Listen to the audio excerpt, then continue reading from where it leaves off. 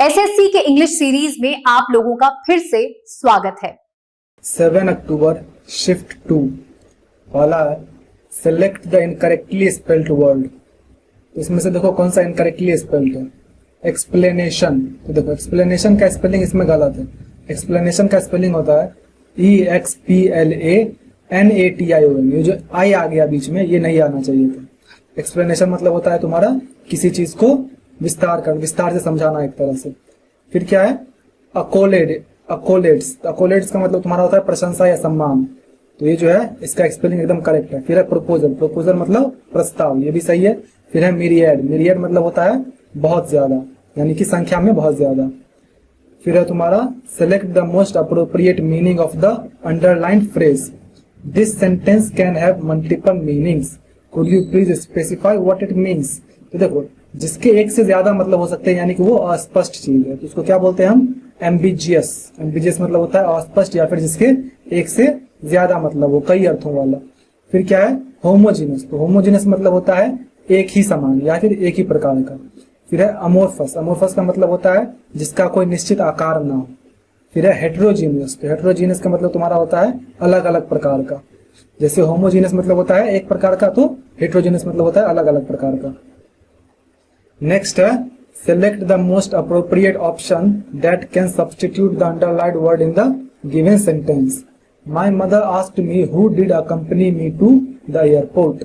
देखो ये तुम्हें दिख रहा है माय मदर आस्क्ड मी, यानी कि ये तुम्हारा इनडायरेक्ट नरेशन में। अब इनडायरेक्ट नरेशन में जो WH वर्ड वाले होते हैं वो किस तरह बनते हैं, पहले दैट के जगह हु लग जाता है, एकदम सही है। लेकिन उसके बाद जो है सेंटेंस को सिंपल रखा जाता है। पहले जो है हेल्पिंग वर्ब पहले नहीं आता बल्कि सब्जेक्ट ही पहले आता है। तो क्या हो जाएगा my mother asked me who accompanied me, यानी तुम्हारा ऑप्शन बी एकदम करेक्ट होगा, who accompanied me to the airport. Next है select the most appropriate synonym of the given word. Restrain. तो रिस्ट्रेन का क्या मतलब होता है, रिस्ट्रेन मतलब तुम्हारा होता है एक तरह से समझो कि सेल्फ कंट्रोल, आत्मनियंत्रण जो है उसको कहते हैं, संयम को कहते हैं रिस्ट्रेन। हाँ संयम एकदम करेक्ट वर्ड है। तो इसमें क्या क्या है देखो सेल्फ एक्सेप्टेंस का मतलब तुम्हारा होता है स्वयं को स्वीकार करना। फिर है सेल्फ अप्रेजल, यानी अपना अप्रेजल करना, यानी एक तरह से मूल्यांकन। फिर है सेल्फ एस्टीम मतलब होता है आत्मसम्मान। और फिर है सेल्फ कंट्रोल। तो सेल्फ कंट्रोल मतलब आत्मनियंत्रण। तो ये तुम्हारा एकदम करेक्ट हो जाएगा। नेक्स्ट है select the most appropriate synonym for the given word. Fusion का मतलब तुम्हारा होता है दो या दो से अधिक चीजों का मिश्रण। तो इसमें देखो क्या क्या है ग्राइंड मतलब होता है पीसना। ग्लाइड मतलब होता है तुम्हारा फिसलना। फिर है ब्लेंड। तो ब्लेंड का मतलब तुम्हारा होता है मिश्रण, इसका भी है मतलब मिश्रण ही होता है। तो एक तरह से तुम्हारा फ्यूजन का सिनोनिम हुआ, तो ये तुम्हारा आंसर हो जाएगा। फिर है इंग्रेडिएंट। तो इंग्रेडिएंट मतलब होता है किसी चीज को बनाने में जो सामग्री यूज की जाती है, तो सामग्री होता है इसका मतलब। नेक्स्ट है select the most appropriate antonym to the highlighted word. The new syllabus of final semester of MBA is very difficult. अब डिफिकल्ट का तुम्हें एंटोनिम बताना है। तो डिफिकल्ट मतलब क्या होता है मुश्किल, तो इसका एंटोनिम क्या हो जाएगा इजी मतलब आसान। इसके अलावा क्या है प्रॉब्लमैटिक। तो प्रॉब्लमैटिक मतलब जिसमें समस्या हो। फिर है रिजिड मतलब कठोर। फिर है परप्लेक्सिंग। तो परप्लेक्सिंग मतलब होता है उलझाने वाला या फिर भ्रमित करने वाला। नेक्स्ट है तुम्हारा select the part that contains an error. He was acquitted to a cyber crime on the basis of evidence given to the court. अब देखो ये मैं बहुत बार बता चुका हूं कि किसी को एक्यूज करो या किसी को एक्विट करो। एक्यूज मतलब होता है किसी पर आरोप लगाना, एक्विट मतलब होता है आरोप से बरी होना। तो ही वॉज एक्विटेड, तो इसके साथ जो है ऑफ लगता है, ना कि टू। इसके साथ जो प्रीपोजिशन लगता है वो ऑफ लगता है, एक्यूज के साथ भी और एक्विट के साथ भी। तो इसलिए ही was acquitted of a cyber crime होना चाहिए था, तो इसलिए ये गलत है। The situation was out of hand. अब तुम्हें इस ईडियम का मतलब बताना है। The situation was out of hand so the manager called the police station for help. तो क्या हो जाएगा देखो आउट ऑफ हैंड का मतलब होता है कंट्रोल से बाहर, यानी टू बी अनकंट्रोलेबल। क्या क्या ऑप्शन है टू बी एड्रप्ट। तो एड्रप्ट का मतलब होता है जो कि अचानक से हो। फिर है टू बी सीरियस मतलब गंभीर होना। और इन एन अनडिसाइडेड स्टेट, यानी अनिर्णय की स्थिति में। नेक्स्ट देखते हैं select the most appropriate antonym of the given word. Foremost का मतलब होता है तुम्हारा सबसे आगे या फिर सबसे जरूरी। तो इसका तुम्हारा एंटोनिम पूछ रहा है क्या हो जाएगा देखो फोरकास्ट मतलब होता है भविष्यवाणी। प्रीमैच्योर मतलब समय से पहले, डिस्पोज्ड मतलब होता है इच्छुक, और अनइम्पॉर्टेंट मतलब होता है जो कि जरूरी ना हो। फोरमोस्ट मतलब सबसे जरूरी, तो इसका एंटोनिम हो जाएगा अनइम्पॉर्टेंट, यानी जो जरूरी ना हो, अनावश्यक। नेक्स्ट है तुम्हारा substitute the underlined segment in the given sentence. One of the most horrified serials of the Indian television industry was broadcast 20 years ago। अब देखो यहाँ पर गलती क्या है तुम्हारा, one of the most horrified serials, इसे तुम्हें अंडरलाइन सेगमेंट को सब्स्टिट्यूट करना है। तो हॉरिफाइड क्या, हॉरिफाइड जो है वो वर्ब का जो है V2 या V3 अगर मान ले तो ये क्या है, ये तुम्हें किसी वर्ब के लिए यूज किया जा सकता है, लेकिन यहाँ पर जो है इसे वर्ब की तरह नहीं यूज किया जा रहा है। यहाँ पर जो है वो सीरियल का तुम्हारा क्या बता रहा है, एक तरह से उसकी अथी बता रहा है, क्या बोलते हैं, एडजेक्टिव बता रहा है। तो इसके लिए हम यहाँ पर क्या यूज करेंगे, हॉरिफाइंग, कि one of the most horrifying serials of the Indian television, तो हो जाएगा मोस्ट हॉरिफाइंग सीरियल्स, क्योंकि यहाँ पे सीरियल का विशेषण बता रहा है, उसका एडजेक्टिव बता रहा है कि सीरियल कैसा है। और हॉरिफाइड जो है वो किसी सब्जेक्ट के लिए यूज होगा, क्योंकि हॉरिफाइड वर्ब होता है। नेक्स्ट है select the most appropriate idiom that can substitute the underlined segment in the given sentence. This is going to be overwhelming for you as you have taken on work beyond your capabilities, यानी जितना काम तुम कर सकते हो उससे तुमने ज्यादा ले लिया, अपने केपेबल से ज्यादा का काम ले लिया, तो इसे क्या कहते हैं, bite 10 off more than you can chew. इसके अलावा क्या क्या है, एट द 11th आवर, इसका मतलब होता है अंतिम समय पर। कॉल इट अ डे, तो कॉल इट अ डे मतलब आज के लिए इतना ही, यानी आज का काम खत्म कर दो। फिर है पुट समथिंग ऑन आइस, यानी किसी चीज को थोड़ी देर के लिए स्थगित करने को कहते हैं पुट समथिंग ऑन आइस। यहाँ हो जाएगा bitten off more than you can chew. फिर है select the incorrectly spelled word, तो क्या है, क्राउडेड, क्राउडेड मतलब होता है भीड़ भाड़ वाला, एकदम करेक्ट है। एफिशिएंट, एफिशिएंट मतलब होता है उसका जो कौशल है वो, एफिशिएंट मतलब कुशल हुआ, कौशल नहीं कुशल। फिर है एलिजेंट, एलिगेंट का मतलब तुम्हारा होता है सुंदर।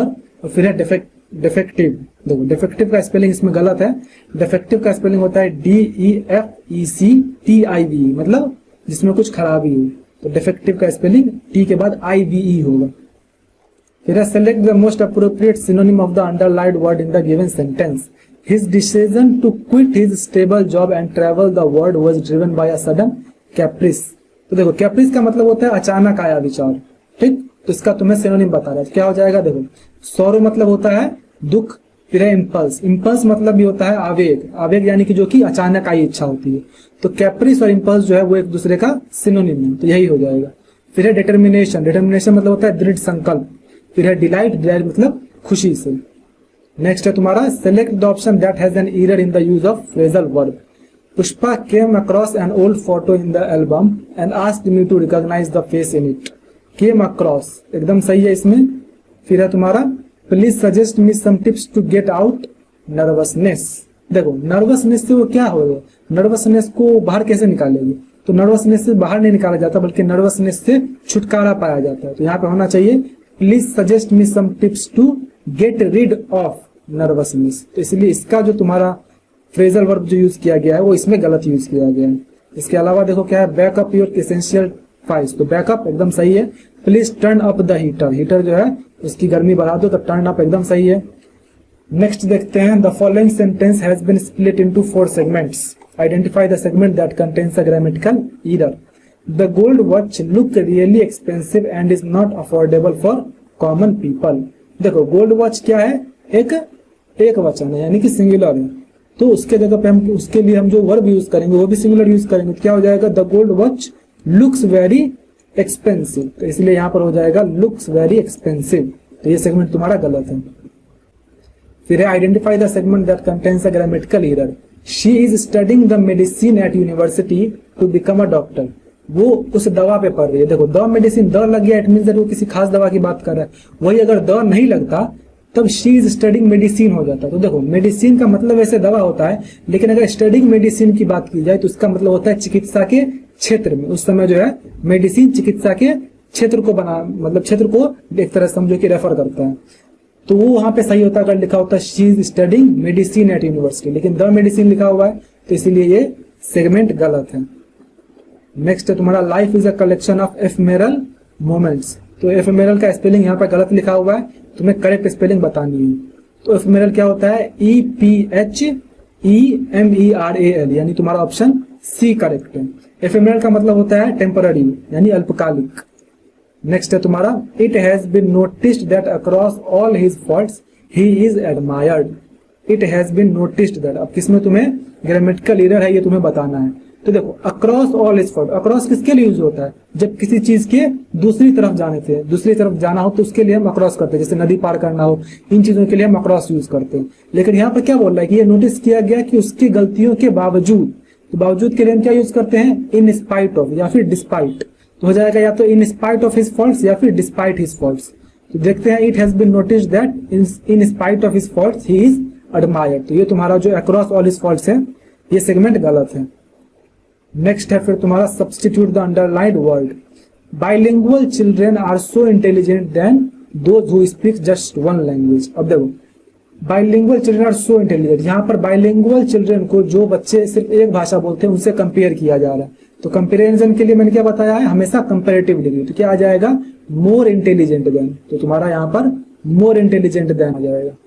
नेक्स्ट है तुम्हारा, read the passage carefully and select the most appropriate option to fill in the blanks. Leif Erikson is a Viking blank believed to have sailed from the Greenlands to Vinland. Viking मतलब होता है समुद्री। अब समुद्री वो क्या हो सकता है, लुटेरा भी हो सकता है, खोजकर्ता भी हो सकता है। वो जो है हमें इन ऑप्शंस में से देखना होगा क्या होगा। तो देखो कैलीग्राफर ठीक नहीं बैठ रहा है, उसके लिए वाइकिंग्स की जरूरत नहीं थी। अगर वो कैलीग्राफर होता तो फिर एस्ट्रोनॉमर भी नहीं होगा। एक्सप्लोरर, देखो समुद्री खोजकर्ता हो सकता है, ठीक, तो एक्सप्लोरर यहाँ पे एकदम करेक्ट बैठ जाएगा। Leif Erikson is a Viking explorer believed to have sailed from Greenland to Vinland, यानी कि ग्रीनलैंड से विनलैंड गया। Vinland is now thought to be the northern tip of Canada's Newfoundland island where blank found evidence. तो evidence कौन खोजते हैं, तो obvious बात है आर्कियोलॉजिस्ट यानी पुरातत्वविद, एकदम करेक्ट है। फिर है found evidence of Erikson's blank in 1960 settlement, तो एरिक्सन सेटलमेंट एकदम सही है यहाँ पर, तो इसलिए इसका ये ऑप्शन करेक्ट हो जाएगा। अब है तुम्हारा कंप्रहेंशन पैसेज। तो एक बार पैसेज पढ़ लो, क्वेश्चन भी देख लो, 1 2 3 4 और 5। चलो अब बनाया जाए। पहला क्या है, the newspaper is one of the most significant signs of blank civilization. Prehistoric, monolithic, ancient या मॉडर्न, तो मॉडर्न सिविलाइजेशन, ठीक। नेक्स्ट है तुम्हारा, it is the most popular form of reading in the blank times because it instance all sorts of people. तो कौन से times में, present, dark, past या फ्यूचर, तो प्रेजेंट टाइम्स में। नेक्स्ट है तुम्हारा, हाँ, it is full of political news, sports and commercial news as well as articles by well known writers.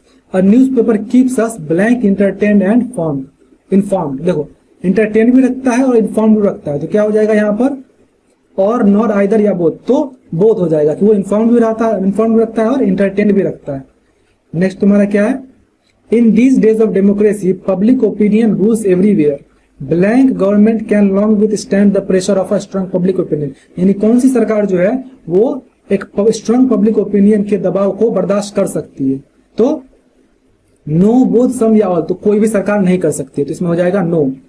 फिर तुम्हारा क्या है, it acts as an interpreter, ये मीडिया की बात कर रहा है, it acts as an interpreter between the government and the people and bridge the rulers and the ruled blank. तो ये क्या लाती है, मीडिया जो है वो एक इंटरप्रेटर, एक मध्य के रूप में जो है, क्या बोल सकते हैं उसको, माध्यमिक के रूप में वो काम करती है, किसके बीच, गवर्नमेंट और पीपल के बीच। और क्या करती है, रूलर्स और रूल्ड को, यानी कि शासक और शासित को क्या लाती है, तो साथ लाती है। साथ के लिए क्या यूज हो जाएगा, टुगेदर, ना तो ओवरऑल होगा, ना अपार्ट या ना ज्वाइंटेड, क्या हो जाएगा, टुगेदर।